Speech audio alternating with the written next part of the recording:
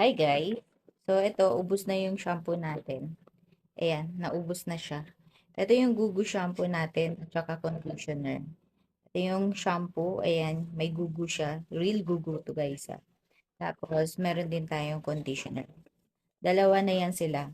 So, naubos na siya, kaya meron na tayo ditong binili. Ito na yung itsura niya. White yung conditioner niya. Tapos, yung shampoo niya, clear lang siya. Yan, oh, clear lang siya. May pagka-brownish.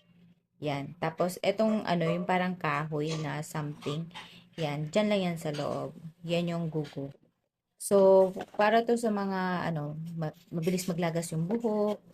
Tapos, ayun, hindi strong yung buhok kasi nga mabilis na maglagas. Ito, perfecto siya para dyan.